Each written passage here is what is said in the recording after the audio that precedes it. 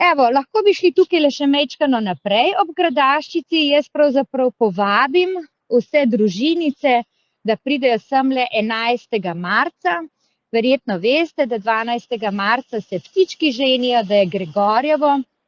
No, ampak tukaj na naši Gradaščici se bodo spuščale lučke, ker to je tisto obdobje, ko obrtniki v starih časih niso več potrebovali svečk pri svojem delu in so rekli, zdaj bomo pa te svečke pustili v vodo, naj odplujejo in mi bomo lahko delali pri dnevni svetlobi. Kar je pa seveda pomenilo, da bodo privarčevali kar nekaj denarja.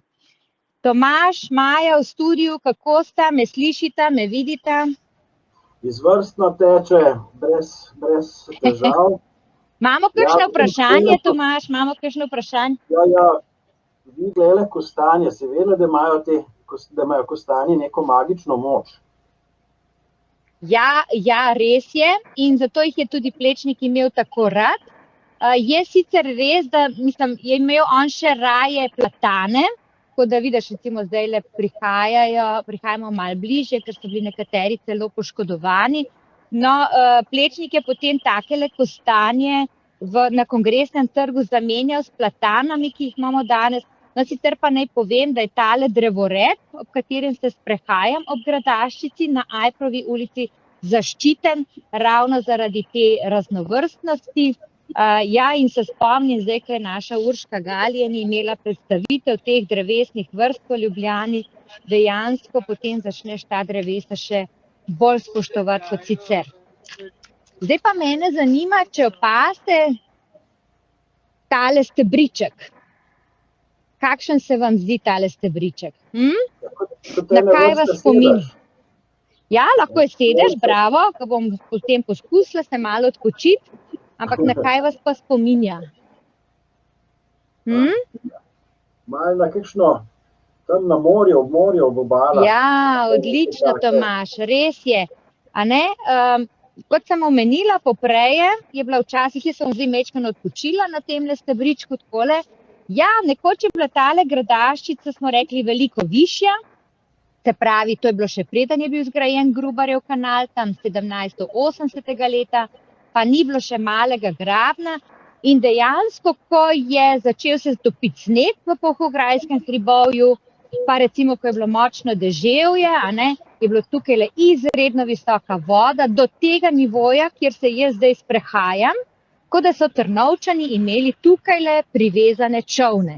In zato potem so tile sedeži kot neki privezi, imate prav. Poglejte, kako fantje lepo skrbijo. Prejle so čistili les, zdajle tamle nekaj še brišejo, obnavljajo, tako da bo dejansko Ljubljana sveža, osvežena, potem, ko bomo nekako se lahko majčkeno bolj družili. Je res, da zdajle so tile lokali še zaprti, ampak mislim, da tam konec aprila, če ne že prej, pa bomo lahko zopet prišli sem na Ajprovo ulico in zaužili kakšno kavico, pivo. Tamle desno, ne vem, če ste opazili, imamo en vhod, tak velik portal, levo pa 3 velika steklena vrata. Tomaž, a si gledal film To so gadi? Sem gledal, samo ta hiša mi pa ni znana, veš, je že kar dolgo tega. Ja, zato ker se je kar nekaj spremenilo. Tukajle je bila včasih slaščičarna, kamor je Muki hodil na tortico in kokto. A se spomniš? To je to, ja, malo so okna, malo verjetno malo drugačna, pač okolje se spreminja. Ja, časi se spreminjajo, arhitektura se spreminja. Kot rečeno, tukaj je Muki hodil na tortico, potem ga je pa mislim, da Janez non-stop tehtal še za malo denarja, če bi še njemu kaj dal, ker je pač bil zmeraj bolj prdnarju kot on. No, drugače, če pa nimate denarja, je pa potem tole tudi zelo primerno. Poglej, imamo 3 take stolčke, kot si prej rekel, pa se s prijatelji usedemo, pa malo skupaj poklepetamo. Tako da ni rečeno, da moraš imeti tudi veliko denarja, da se imaš fino, Človek ne bi rekel, da je tako blizu mesta 5 minut, 10 minut hoje od Prešernovega trga, da prideš v tako mirno, rahlo boemsko okolje. Ja, zelo lepo si tole omenil, Tomaž, boemsko.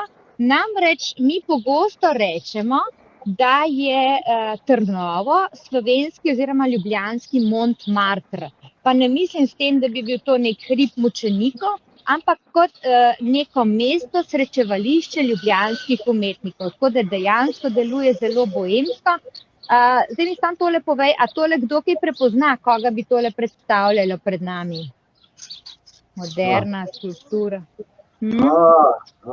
Plečnik, mogoče? Ja, bravo, ja. Zdaj bi sicer tele kot kroglice morale biti še malo bolj skupaj, ne? Tole bi jih malo skupaj morali dati, no, ampak kakorkoli, lepo si prepoznal, to je naš plečnik, ki nas spremlja, ampak tukaj se je zbiralo kar velika količina, veliko število ljubljanskih umetnikov in še danes je tako, da je dejansko ljubljanski Montmartre.